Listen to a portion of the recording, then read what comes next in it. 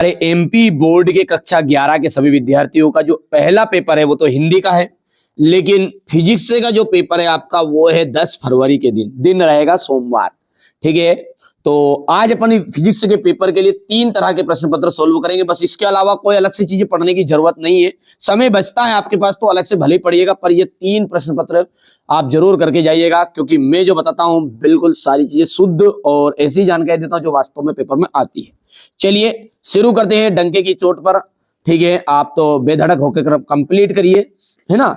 चलिए 10 तारीख के लिए आपका पेपर है और 10 के लिए मैं यहाँ पर आपकी तैयारी भी करा रहा हूँ।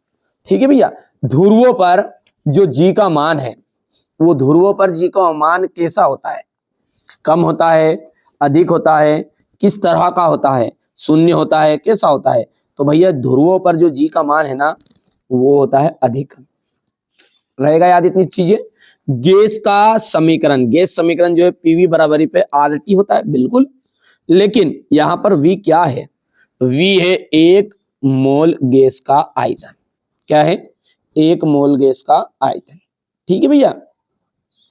जड़त्व का गुण होता है, जड़त्व का गुण। तो जड़त्व का गुण क्या होता है? केवल गोलाकार वस्तु में, केवल सजीवों में, कि केवल लंबे वस्तुओं में, कि इनमें से कोई नहीं, इनमें से कोई भी नहीं है। ठीक है। वाट किसका मात्रक है? ध्यान रखिएगा, बहुत बढ़िया इंपॉर्टेंट चीज है ना, शक्ति का। क्या होता है? वाट किसका मात्रक है? शक्ति का। ठीक है भैया। और यहां पर अपन बात करते हैं गुरुत्वीय नियतांक जो जी है, ये गुरुत्वीय त्वरण था ऊपर वाला, ये गुरुत्वीय नियतांक जी है, इसका विमीय सूत्र बता। तो विमीय सूत्र है ये दा नंबर वाला। ठीक है। सरल आवर्त गति, ये सरल है ना, ये मिसप्रिंट है यहाँ पर, ये सरल है। ठीक है। सरल आवर्त गति में स्थिर रहता है। क्या स्थिर रहता है? प्रत्यायन बल, आयाम, गति ऊर्जा की आवर्त काल।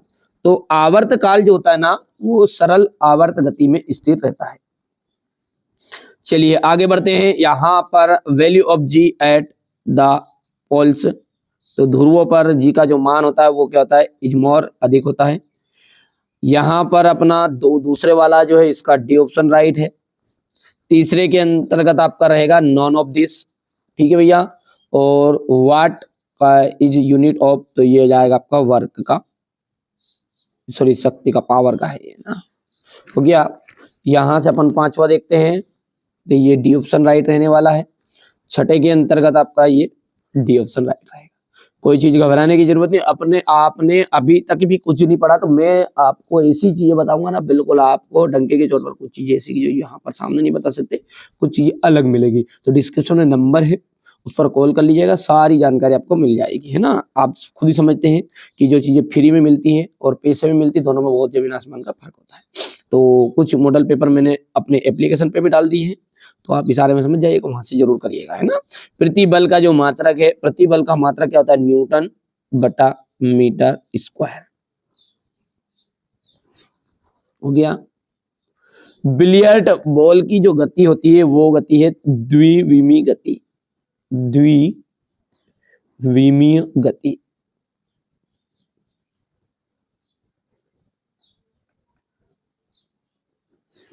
पृथ्वी के केंद्र पर गुरुत्वीय त्वरण का जो मान है वो कैसा होता है? शून्य होता है। कैसा होता है? शून्य होता है। जी एक ऐसी राशि है, जी एक आपकी अदिश राशि है। कैसी राशि? अदिश।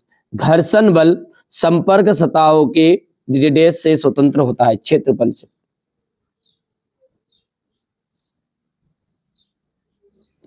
क्षेत्रफल से स्वतंत्र होता है। कार्य एक राशि है, कार्य एक अदिश राशि है, ध्यान रहेगा। चलिए आगे बढ़ते हैं। यहां से आपका हो जाएगा ये, थोड़ा सा मैं भर ही देता हूं पहले। तो ये मैंने भरने की कोशिश कर दी है। ठीक है। यहाँ से आप देख भी लीजिएगा, थोड़ा बहुत है ना, वैसे मैं हिंदी मीडियम वाला पढ़ा था, तो हो सकता है ट्रांसलेट में थोड़ी बहुत गड़बड़ हो गया होगा, तो आप कंप्लीट कर लिए। क्वेश्चन ये रहेंगे सेम, ऊपर हिंदी का रहेगा, नीचे इंग्लिश का रहने वाला है। चलिए अगला देखते हैं यहां से अपन। तो ये देखिए, ठीक है। चलिए तो पहला आप देखते हैं जोड़ी में संवेग। संवेग का आपको मिलान करना है यहाँ पर, हाँ, √2m कैसे। तरंग की जो चाल है आवृत्ति इंटू तरंग दैर्घ्य हो जाएगा।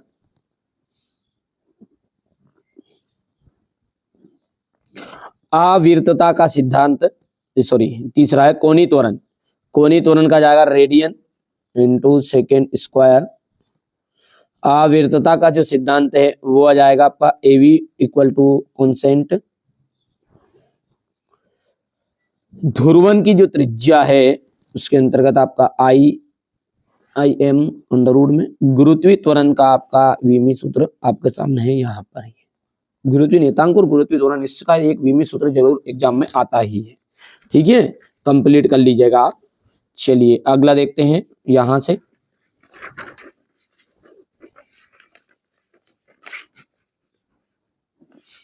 ये आपका हो जाएगा तीसरा। ठीक है, जोड़ी तो ये तो अब इंग्लिश मीडियम वाले बच्चों की तो मैं मिलान कर देता हूँ। ये 5 हुआ है, ये आपका 6 नंबर वाला है, और ये पहला, और ये तीसरा, और ये दूसरा रहेगा, और ये जो है आपका ये चौथा है। कर लो आराम से। चलिए एक वाक्य में उत्तर है। त्वरण किसे कहते हैं, इसका एसआई मात्रक क्या है, तो वेग में परिवर्तन की जो दर है वो क्या कहलाती है, त्वरण कहलाती है। तो वस्तु के वेग के परिवर्तन की दर त्वरण कहलाएगी।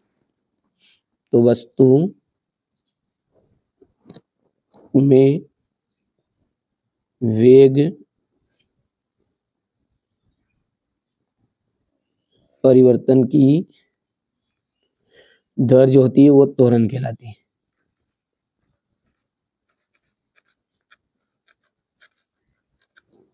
इसका मात्रक, तो इसका मात्रक है एसआई मात्रक है इसका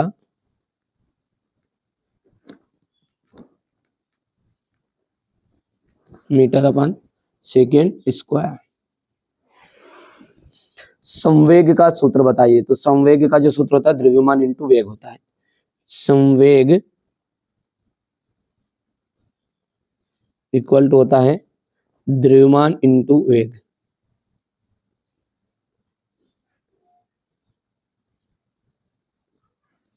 हुक का नियम की सीमा लिखिए।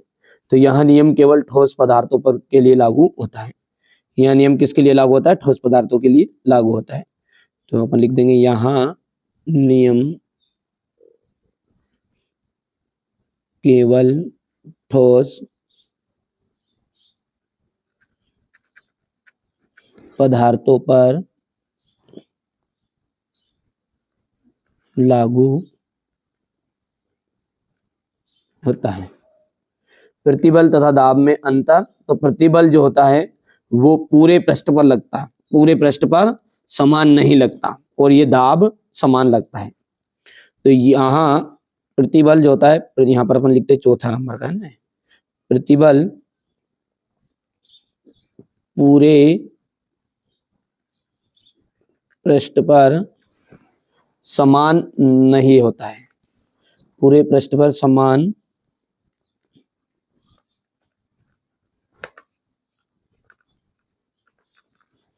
नहीं होता है, लेकिन दाब समान होता है। अब समान होता मतलब समझ जाइएगा आप, ये पूरे पृष्ठ पर ये समान होता है।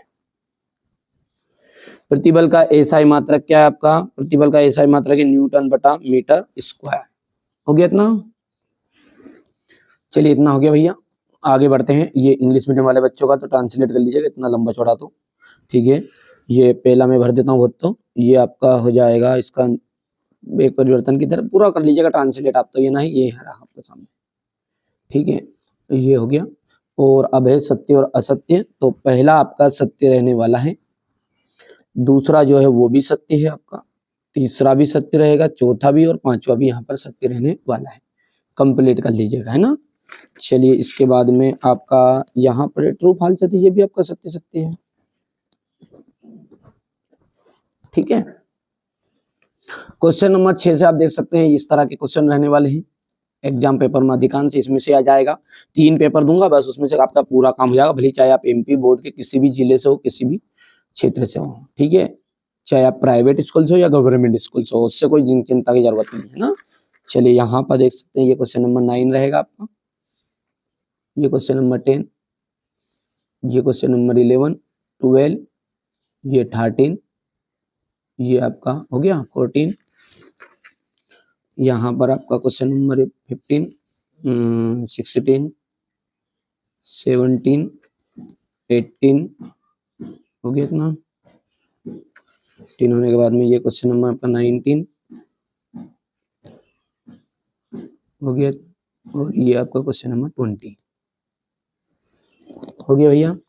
चलिए, तो ये मैंने आपको फिजिक्स का प्रश्न पत्र बताया है। इसके अलावा आपको मैं एक प्रश्न पत्र और बताऊंगा, 2 प्रश्न पत्र और बन लेंगे। आपको इसका सॉल्यूशन जो है, इसका सॉल्यूशन आपको अपनी एप्लीकेशन पे मिल जाएगा। उसके लिए आपको कॉल करना पड़ेगा और सारी जानकारी वहां पर मिल जाएगी। थोड़ा सा शुल्क जमा करना, कोई ज्यादा शुल्क की बात नहीं है। कॉल कर लीजिएगा, जमे तो आपको ले लीजिएगा, नहीं तो वरना यहाँ पर मैं प्रश्न पत्र तो आपको बता ही रहा हूँ।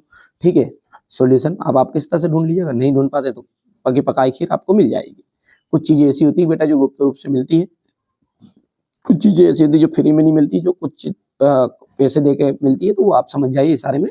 तो जरूर आप कॉल कर लीजिएगा, सारी जानकारी मिल जाएगी।